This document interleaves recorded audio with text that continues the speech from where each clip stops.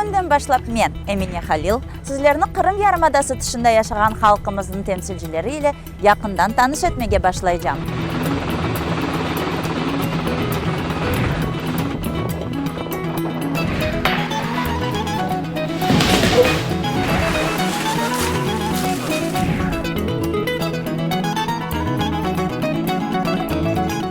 Kırım Tatar diasporası nasıl yaşay? Neler aşay? Nasıl egleni ve nasıl gelecek kura? Bularının hepsini yayınlarımız devamında birebir korup anlayacağımız.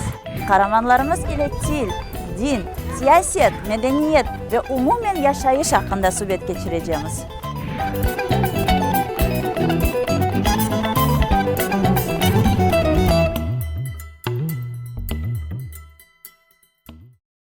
Dünyanın her bir ucunda yaşayan halkımızın temsilcileri belli olğanı gibi en çok sayıda Türkiye'de yaşamakta.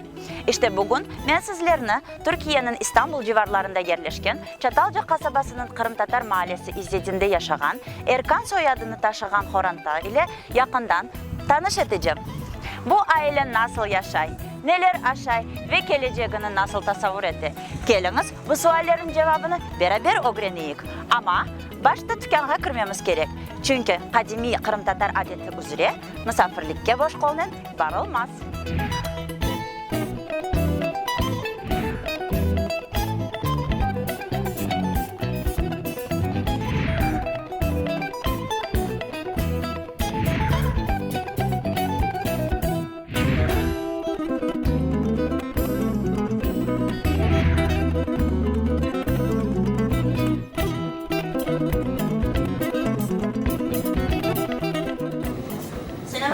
Aleykümselam, hoş geldiniz. Sağ olunuz. Vay, bunda da Kırım Tatar bayrağı. Yoksa siz de mi aslen Kırımlısınız? Aslen Kırımlımız, atalarımız ondan geldi. Adınız ne? Cemal Taylan. Ne vakit geldi atalarınız? Men diyemiyoruz bir asır. Bir asır evvelsi. Ve siz o vakitten beri bu yerde yaşaysınız. Tabii. Bu koyun halkına hizmet veriyorsunuz. 26 seneden beri bunda bizim altımızda bakkal gibi geldiğimiz. Kırım Tatarlarga yani siz bunda hizmet veriyorsunuz. Ne güzel. Biz de misafirlikке geldik bu koyga. Hoş geldiniz. Sağ olunuz. Belki tanıydırsınız İhsan Erkan O bizim ağamız. aşağıda fırıncının amcası, Öyle mi? kardeşi. Aysa bizge şimdi yolunda tarif edersiniz. Belki nasıl varacağımızı anda. Ama ondan evvel alacaklarım var. Çünkü misafirlikке boş kolun varmayımız bildiğiniz gibi. Kahve alayım.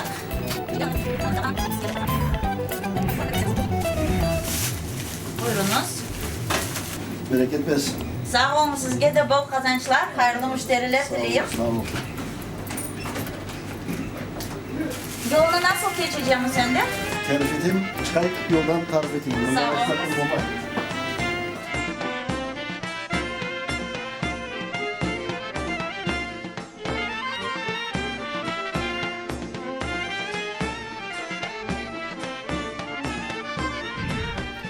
İzzettin 1860'larda Kırım Yarımadası'ndan koçup yerleşken Kırım Tatarları tarafından kurulgan bir koy. Evvelden bu yerler İzzet Baba adlı şahısının çiftliği eken. Kırım'dan icret etken korantalar bu çiftlikni 66 altınga satın alıp bu yerde evler kurmağa başlaganlar. Koy ehalesinin ekseriyeti Kırım'nın Alma-Tarhan ve Çotkara koylarından çıkkan. 70'ge yakın hanege 1877 yılında daha 55 hane kelip koşulan.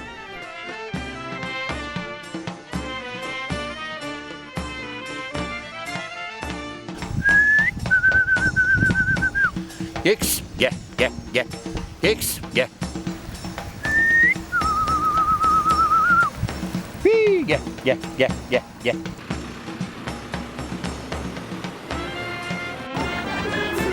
Nerede burada çok var?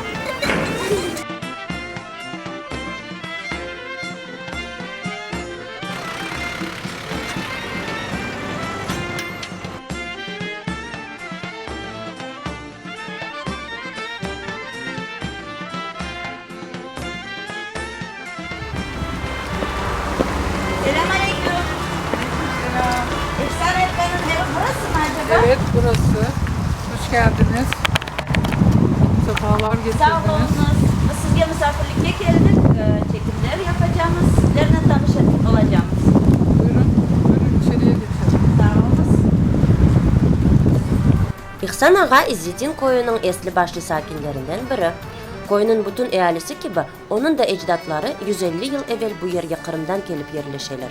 Bu evde ise o apayınla 50 yıldan ziyade yaşamakta. Apayı Reyhan Hanım Türk olmasına bakmadan Korantada ve ev içinde Kırım Tatar muhitte duyula. Kırım Tatar ailesinin gelini olmak nasıl bir şey? Çok güzel. Ben çok memnunum. Bir farklılık var mı Türk ailelerinden sizge göre? Burada saygı daha çok. Saygı, hürmet yani büyüklerge Evet. hürmet Evet. daha çok Evet, dep sayasınız. Ya siz nasıl alıştınız bu ailege ilk gelgeninizde? Gelin olarak gelgeninizde.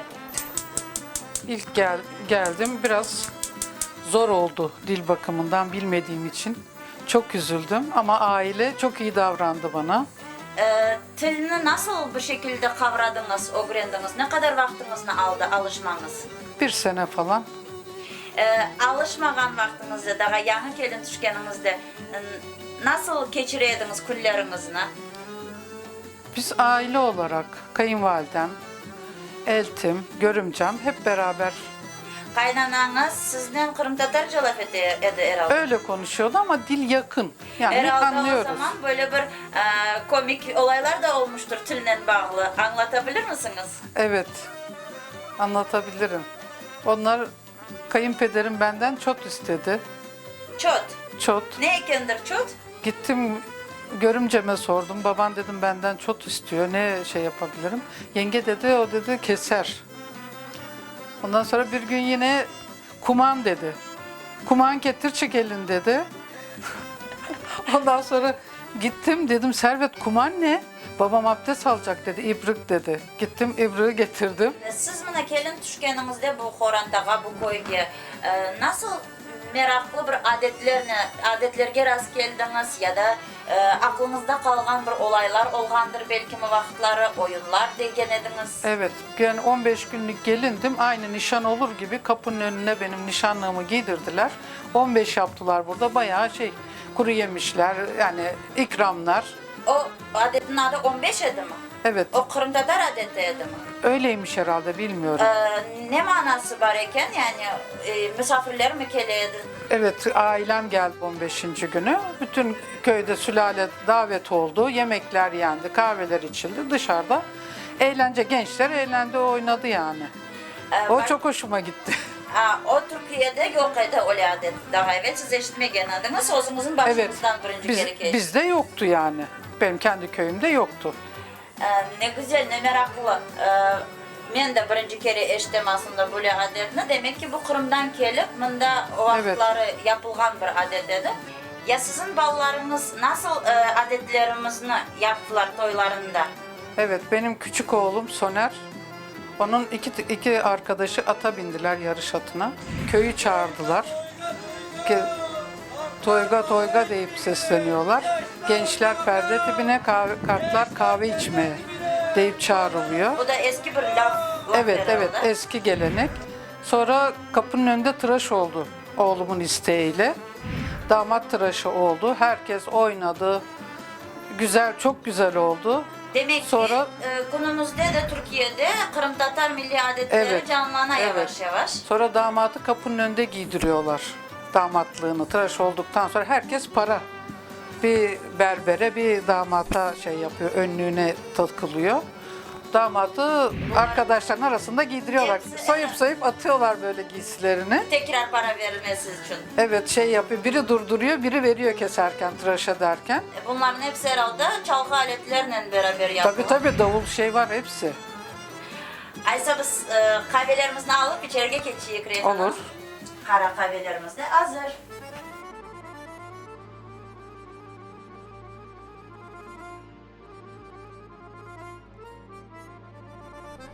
İhsan Ağa'nın uç kuşak büyükleri İzzedin koyunun kenarında yerleşken mezarlıkta defin etildi.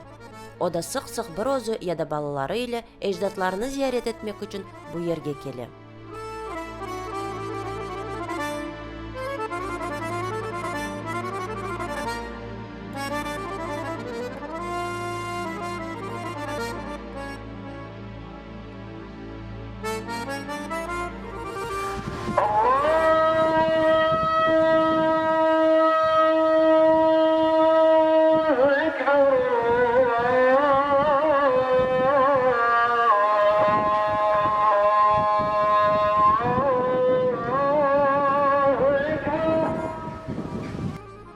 Sovetine qaytqan son ise qorantasına geçmişleri ve ailevi yadigarlar hakkında anlata.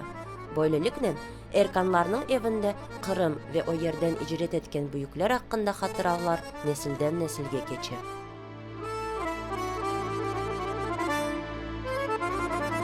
İhsan ağa, mana siz bu İzzedin koyunun esli başlı sakinlerden birisiniz. Bu koy ne için Kırım Tatar koyu dep sayıla? Şimdi Kırım'da gelenler, bunlar Kırım'dan daha evvel Eskişehir'in gezgenler. Yani diyeceğim ki İstanbul'u gezgenler, İstanbul'da Çırpıcı Çayırların, Avalan, yani Atatürk Avalan üyelerin belgenler. Ababalarımız deyin ki bunda cakacak yok. Biz bunda cakacak kıdıramız denir, cakacaklı yer. Dolaşalar, keleler İzzetli koyunu, bakalar ki tavluk yer. Tavluk yer, hafif tavluk iken, bunda cakacak var deyip dedelerimiz bir yerin İzzet Baba'dan 66 altına ala 1836'dayken 36 tane ababalarımız. Onların arasında sizin de büyükleriniz var idi. Var. Mesela Abdülmühün. Ondan sonra Kırımlı neydi onun adı? Kırımlı Ömer. Devriş amca. O var birkaç tane daha sayacağım ama şimdi çıkaramayayım yani. Onlar sizin dedeleriniz sayıla mı? Dedelerimiz sayılar. Abdülmühün annem dedesi. Abdülmühün. Sizin ana tarafınız da Kırım'dan, baba tarafınız da Kırım'dan. Romanya. Kırım'dan Romanya'ya geçkenler, Romanya'da mesela Cemke Kağanlar, anda da Barlamanlar, andan da Türkiye kendi keleler bunda Tatar koyunu. Kırım'dan gelip mında yerleşip neler ile uğraşayken bu insanlar? Ya şimdi bunlar hepsi tarla, çiftçilik yasaylar. Özlerini aşacağını çıkararlar. O zaman yok, satın alma yok. Her şeyin özü yasayı. Hepsinin özü çıkarar. Soğanın özü çıkarar, sarımsağın özü çıkarar, buğdayın özü çıkarar. Unun apkete tırmende buğdayın un yapar. Tırmen degeniniz degirmen mi? Tırmen un fabrikası. Degirmen yani. Dedirmen ama bizde tırmen değiller. Siz mında kaçıncı nesil sayılasınız? Şimdi biz 4. kuşak sayılmamız gerek. Şimdi babam kızı annemden sonra biz kelemiz. 3 kuşak, 4 kuşak. Ve sizin ballarınız var, Ballarımız da 5. 6. kuşak olan. torunlarınız var. Evet, Onlar da 6. kuşak sayılalar. Evet. Al-hazırda koyda tahminen 120 hane buluna ve koy sakinlerinin sayısı 900 kişiye yakın.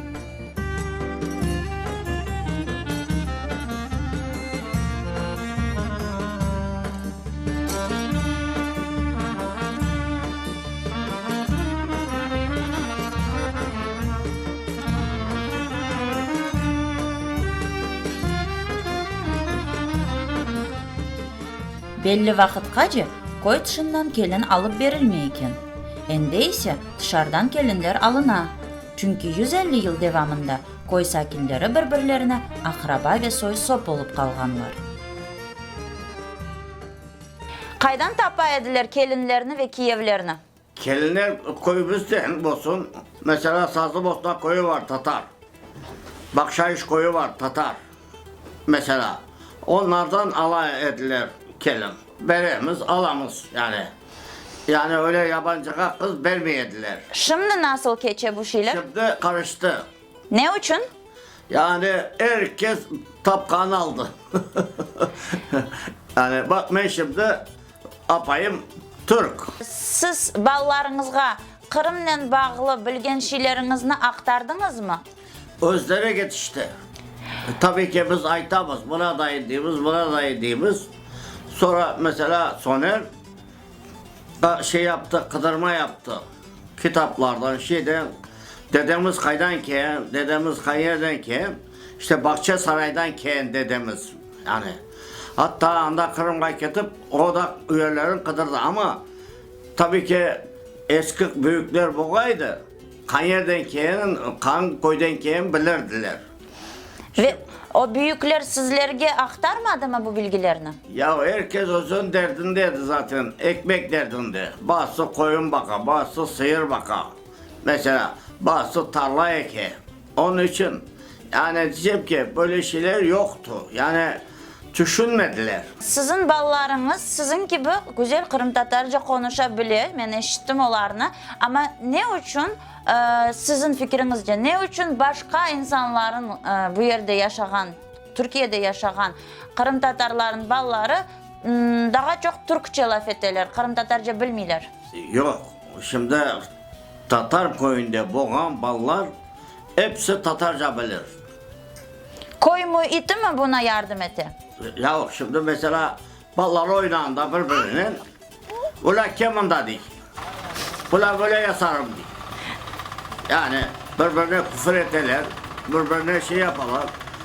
Oynağında ula mesela darıldım oynamayacağım değil. Yani diyeyim ki ballar birbirine Tatarca aytarak şey yaparlar. Sizin balalığınızda, Kırım Tatarca laf etmenizde ananız, babanız, büyükleriniz herhalde faydası oldu. Onlardan eşittiniz, öğrendiniz. Zaten doğduk, Tatar doğduk. Öyle de devam edesiniz. Evet. Ya nasıldır bir vakayalar oldu mu Kırım Tatar diliyle? Tabii mesela şimdi mesela biz balalığımızda Tatarca konuşuyorduk. 7 yaşına geldik. Mektebe gittik. Mektebe gitken de öğretmenlerimiz Türk. Biz Tatarca aytamız, öğretmenlerimiz biber süre ağzımızga. Türkçe konuştunuz değil. Nasıl? Biber süre ağzımızga, acı biber. Yanlarında biber taşıp Kırım Tatar ballarına Türkçe konuş değil. Balların hepsi Tatarca. Bu Koyun balları hepsi Tatar. bu bir ceza mı? Ceza biber. Türkçe konuş da süre ağzımızga. Allah Allah. Nasıl olasın? O ballar başlayırlar. Türkçe'ye çeviremiz lafımızı biber aşağı sonra. Evet Türkçe aytamız öğretmeye. Son sizler evge qaytkan son şikayet etmeyediniz mi ana babalarınızga? Yok o zaman öyle ana baba şikayet yok. Ana baba şikayet ettin mi ana baba da seni kötekleyedi. Ya o Türk Öğretmeye çok önem verirdiler. biber sürtmek ağızga ne kadar tez Türkçe öğrenmenizge sebep oldu? Yok Türkçe de bileydik. Türkçe de bileydik ama Tatarca daha kolay keleydi. Tatarca daha kolay keleydiği için Türkçe'ye aytmaydık hemen Tatarca aytaydık. İhsan ağa, bana sizin büyüklerinizden ne gibi Kırım Tatarlarına ait şeyler eşittiniz balalıkta? Belki şiir ya da türkü ya da mani herhangi bir şey hatırlaysınız mı? Mesela şimdi Sazlıbosna'dan kızlar keyin.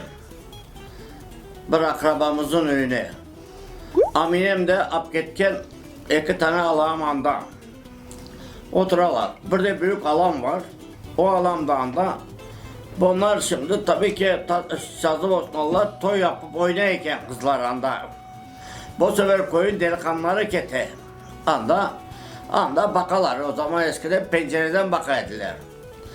Amcam kele kahveden annelerin kadehlerini almaya.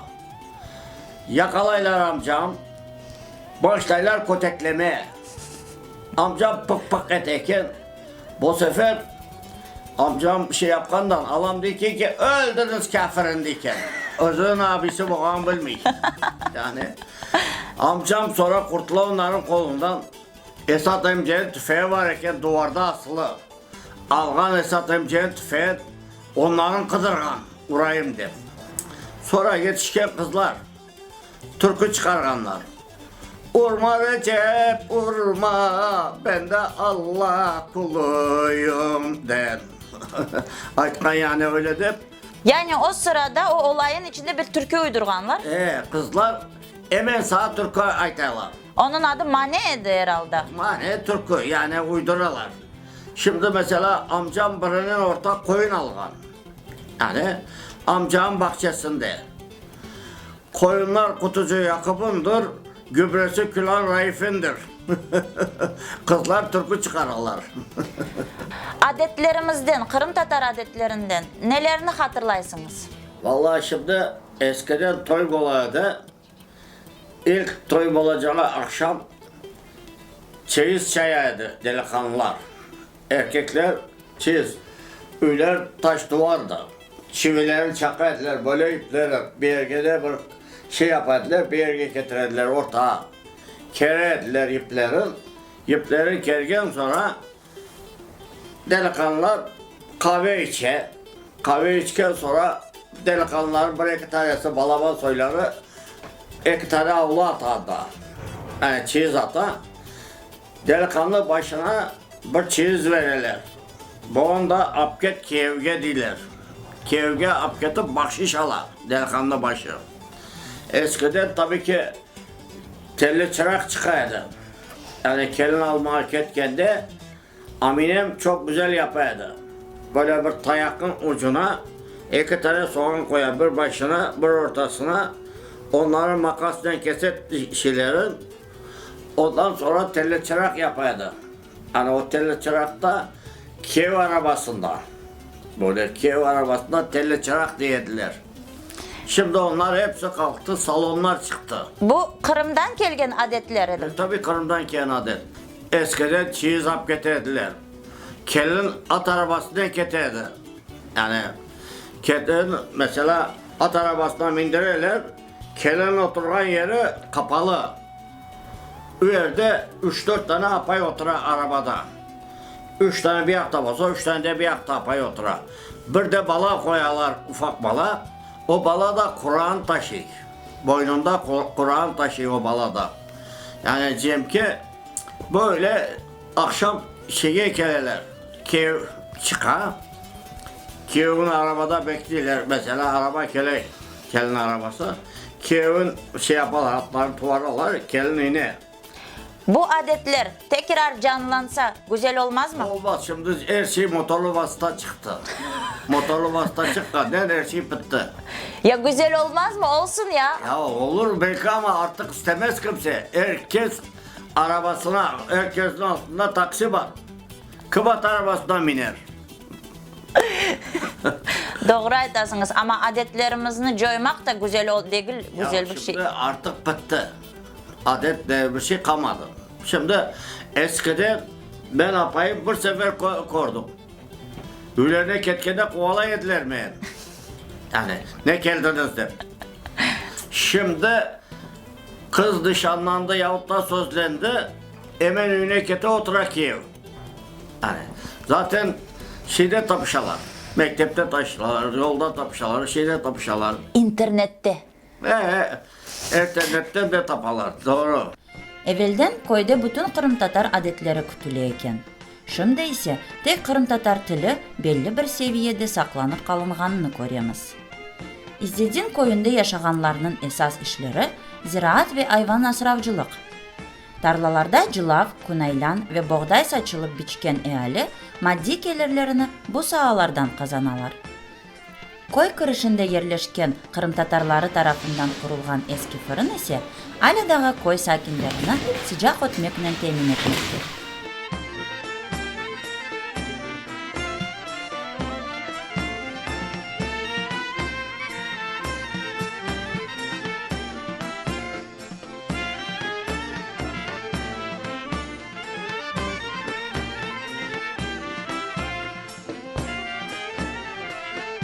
Siz Kırım'a bardınız mı İhsan ağa?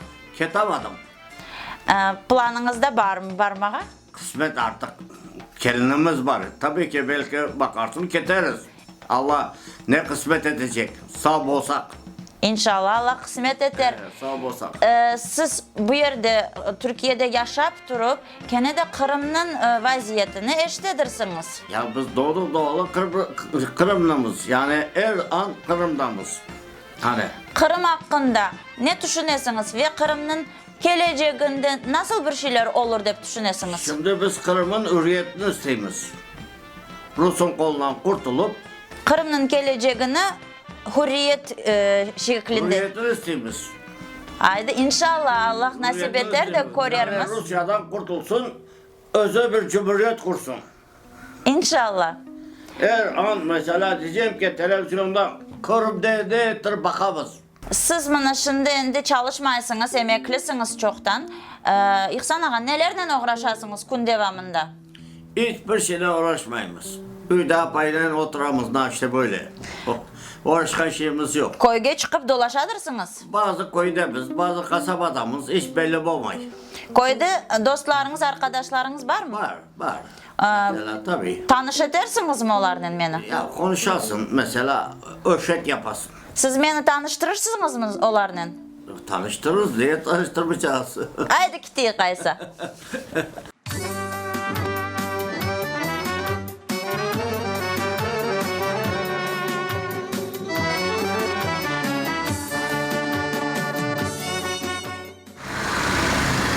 Kaç tane kahve var köyde?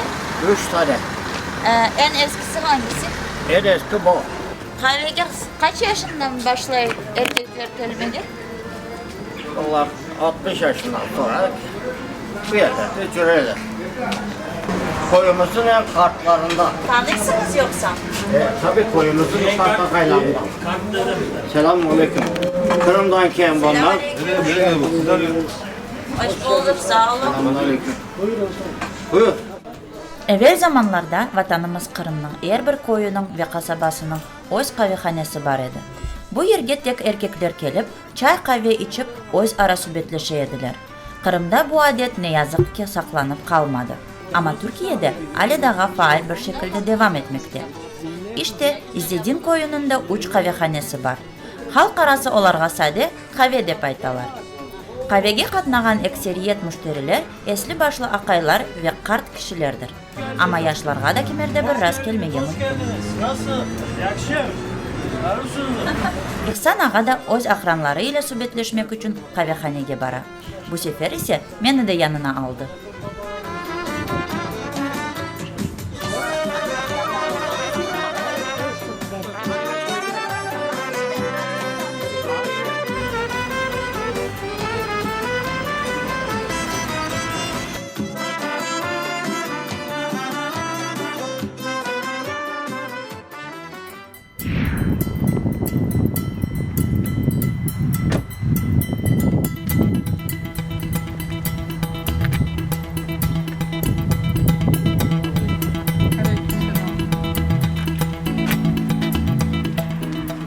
Soner Erkan İhsan ağanın 3 oğlundan kencesi.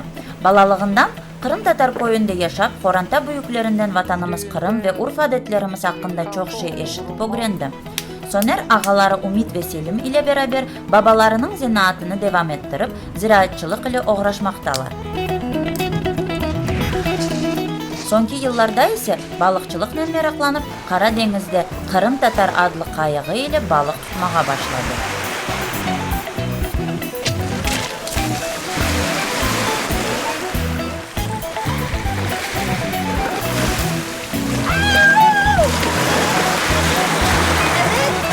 Bunlar delikmiş.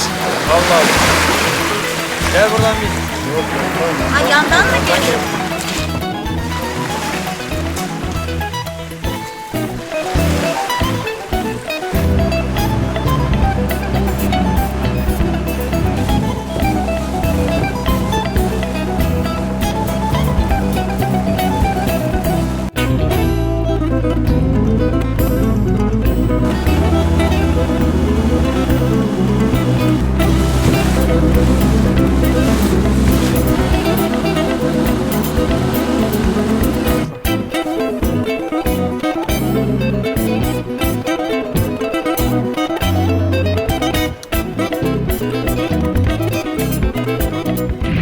Men seni birinci kere tanıganımda seni Kırım'dan Türkiye'ye kelgen talebe dep düşüngen edim ya da belki çalışasın dep düşüngen edim.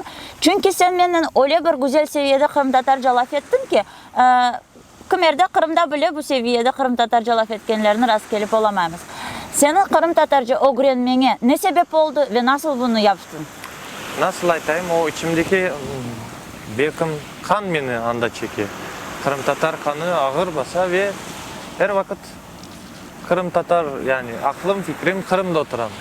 Başka Korantadan öyle öğrendik. Korantamızda. Kartanam her vakit Kırım Tatarca yırlar, bir şeyler, maniler, şiirler, o her vakit bana öyle şeylerini anlataydı. Belki de onun için daha çok Kırım'a. Mana sen Türkiye'de yaşagan kaçıncı nesilsin? Ben 5. nesil. Kırım'dan koçup kelgen ailenin 5. nesili olasın ve benim görgenime göre senin etrafında olsun, Horantan içinde olsun, senin kadar Kırım Tatarlar ile ve vatanımız Kırım ile meraklangan yoktur. En çok seni gördüm. Bunun sebebi nedir?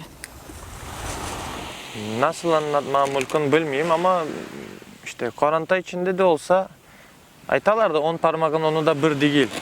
Demek ki bir parmak farklı. Ben Kırım'ı pek sevdim. Neden başlandı bu sevgi sende? Neden başlandı? Biz zaten her vakit mektepke ketkende biz Tatarmız. Nasıl Tatar olsan güçlüsün. Tatarlardan herkesin korkusu duradık. Onun için bekimde böyle balalıktan aşılandı bizge. Tatar olmasan işte kötek aşarsın, bir şey olur. Hep öyle östük. Soner, sen ömründe kaç kere Kırım'a bardın? 15-20 defa bargandır. Ne ala. Ya Kırım'da en çok neni beğenesin, neni sevesin? Andan mınday kaytkanыңda neni sağınasın?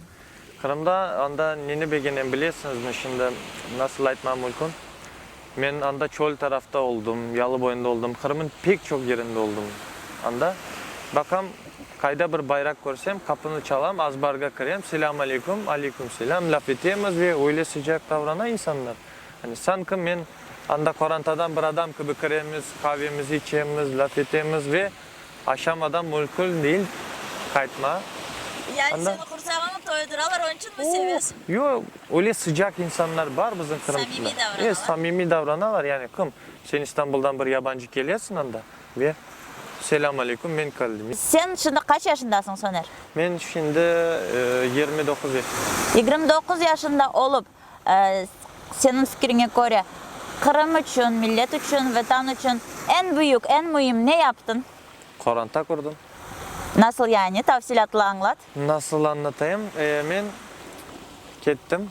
O zapayımı Kırım'da kıdırdım ve taptım. Maşallah sana. O salkından oldu. Endi bir kızcığımız var. Asiye. Maşallah. İnşallah o da bizim gibi vatanperver olur. Buna bir adam daha kazandırmak en mühim benim için.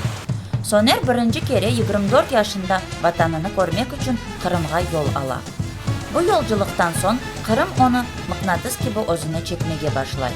Ve İzzettinli yaş oğlan her fırsat tapkanında tarihi vatanına katlamaya başlaydı.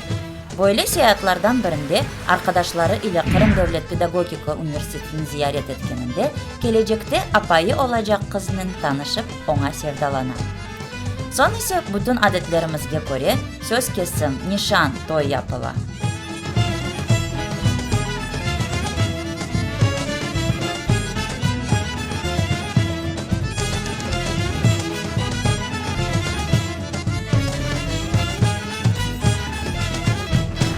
Sultaniye, Horantan Kırım'ın ne yerinde yaşay ve senin Kırım'daki yaşayışın nasıl geçiyordu? Horantam Kurman kasabasında Nekrasova köyünde yaşayım. Ben de yaşaydım beraber. Ben Ahmetçit'in Kipu'da okuyordum. Qaysı bölümde? Kemanya fakültesinde. Son Horantan seni nasıl terbiye etti? çok vatanperver. Kırım'ı sevmek, vatanı sevmek, ailemni sevmek öyle tırıştım. Ya böyle vatanperver Horantan'ın evladı olup da Türkiye'ye, başka bir memleketke evlenip Kırım'dan ketmekini nasıl atıp gözge aldın? Çok zor idi. Ama işte aynı ben gibi, aynı manda Türkiye'de adamını taptım. Aynı vatanperver, aynı Kırım'ı sevgi. Kırım Tatar tilini sevgi adamını taptım. Evladınız var endi birden, Niye kızımız Asiye var. Allah bağışlasın Sağ olsun. maşallah. Ve o evladınızı Soner'le beraber nasıl terbiyelemeye planlaştırasınız? Birinci biz istediğimiz Kırım Tatar adı olsun, Asiye adını koydumuz.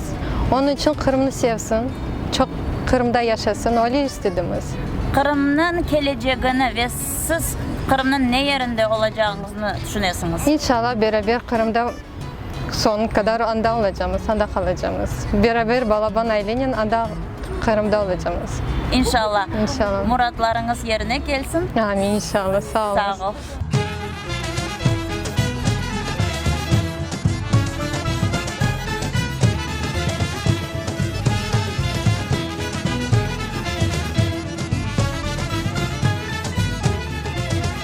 Gelecekte ne düşünesin Kırım hakkında? Gelecekte inşallah Allah kısmet etse Kırım'da yaşamağa düşünüyorum. Düşünüyoruz bakayım eğer şartlarımız olsa. Ya Kırım'ın geleceğini nasıl koruyorsun? Kırım'ın geleceğini nasıl koyayım? Er ya da geç Kırım kaytacak. Yani kaytacak değil, nasıl aytayım? Bana kalsa Kırım özüne bir cumhuriyet olmak gerek. Kimseye bağlı olmadan. Oz Tatarlar.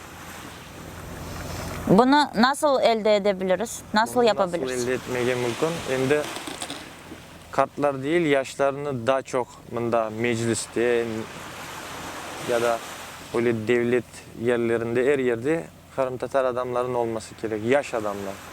Kartlar değil. Türkiye'de yaşayan Kırım Tatar diasporasını nasıl değerlendirirsin? Kırım Tatar'da pek balaban bir diaspora var. Doğru. Aytalar 10 milyon adam gibi bir sayı aytalar ama bana sorarsanız Türkiye'nin her yerinde 150 tane adam saylap olamazsınız diasporada. Kırım için çekişen, tırışan bir şeyler yapmak anlamında ben 150 adam görmüyorum. Mana Kırım Tatar yaşlar teşkilatlarında da bulunasın. Sen men bilgenime göre Çatalca derneginin yönetimindesin. Evet. Ne için bu işlerge başvurdun? Niçin bu işlerge başvurdum? Ben düşünüyorum ki bundan Kırım'a ne kadar çok yardım götürebilsek, yani yardım değil de işte nasıl aytmam mümkün. Elimizden gelgen her şeyini bunda Türkiye'deki diasporaga anlatma tırışamız. Bunda yaş adamlar olsa bu işler daha tez yürüyor. Ama kart adamlar olsa şimdi pek böyle işler tez yürümüyor. Tamam, ben şimdi bu sualga geçecek edim. Senin fikrine göre Türkiye'de yaşayan Kırım Tatar diasporası içindeki yaşların vatanına, Kırım'a münasebetleri nasıl bir seviyede? Nasıl bir seviyede aytmam mümkün? Belki %10% Kırım Tatarlılıkın hani kabul etkenler var ya da men gibi tırışkan soyları var. Hani özüm derneklerde kezip korgenime göre hani 10%. Kimisi de ayta işte men Kırım Tatarım ama tek laf mı? Ya ne için böyle ola senin fikrine? Niçin böyle ola bilmiyorum. Bekim yaşayışlara kıyışkeli, yani kıyınlık var, rahat değiller. Hani rahat olmayan adam böyle şeylerle pek bunda uğraşmam mümkün. Niçin? Birinci hayat, yaşamak için çalışmak gerek. Belki de vakitleri olmaz. Sen şimdi ömrünü nasıl geçindiriyorsun? Kaysi zanaatta çalışasın ve paranı nasıl tapasın? Men özüm bizim koyda işlerimiz var işte nasıl aytmam mümkün. Buğday, semişka, işte onlarını saçamız, toplayımız. Türkiye'de nasıl aytalar çiftçilikle uğraşamız. Onun geçimimizini sağlayın. Ya Aysam'ında ne işimiz var? İşte bunda endi bu yıl baktım bir de balık tutayım. Andan da bizge bir ekmek bir şey kazanmam mümkün mü dep. Onun için bundan endi. Begenezin mi balıkçılık? Evet. Ya bu tekne kaç yıldan beri sende var? Mende 10 yıldan beri var. Teknenin adı ne için Kırım Tatar? Çünkü o nasıl aytayım? Benim milletimin adı. Bunda Türkiye'de de her yerde korunsun. Karadeniz'in içinde nasıl başka bir ad olabilir? Ve her vakit adı böyleydi mi? Evet, her vakit öyleydi. Bundan evvelsi bir teknem daha var idi. O ufacık idi. Onda da Tatar idi. Bu da Kırım Tatar. Her vakit. Şimdi biz Karadeniz kıyısında bulunamız ve karşı yakamızda Kırım var. O yerde yaşayan semetleşlerimizge neler aytmağa istersin? Bazı vakit ben de böyle bakam Kırım'a doğru. Bunda içimi çeken böyle aha diyeyim. Anda ketmek olmak, ketsem yaxşı olur idi ama. Bundan bazı vakitte düşünem ama çok yol. Ketmege mümkün olmayacak. Onun için. Aysa, mana şimdi biz senin sübetleşemiz. Manevi selamlarımızı vermege mümkün. Benden pek sıcak selamlar bütün Kırım'a, öz halkıma. Ben de herkesin adından aleyküm selam deyip aytam şimdilik. Ve sana da, Horantana da ömrünüzde bak, çast ve muvaffakiyetler dilemege isteyim. Sağ ol bizim misafirimiz, konakbayımız olganın için. Siz de sağ olunuz. Al-hazırda yaş Horanta Türkiye'de yaşasa da sık-sık Kırım'a barıp geleler. Geleceklerini ise vatanımız Kırım'da tasavvur edeler.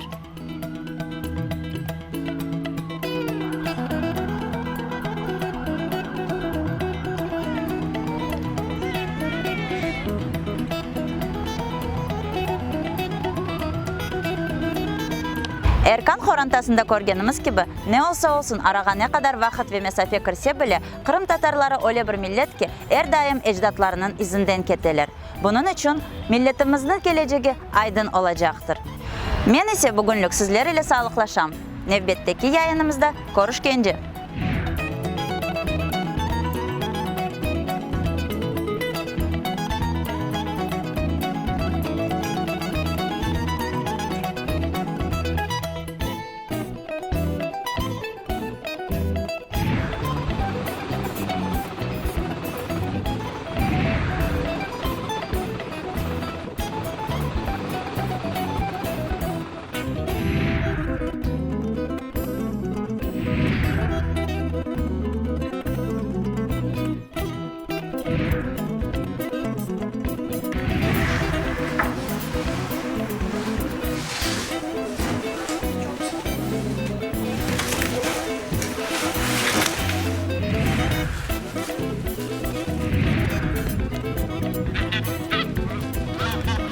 Nasılsın tavuk arkadaş? İşler nasıl? Sağlıklar nasıl? Sen de Kırım Tatarsın mı?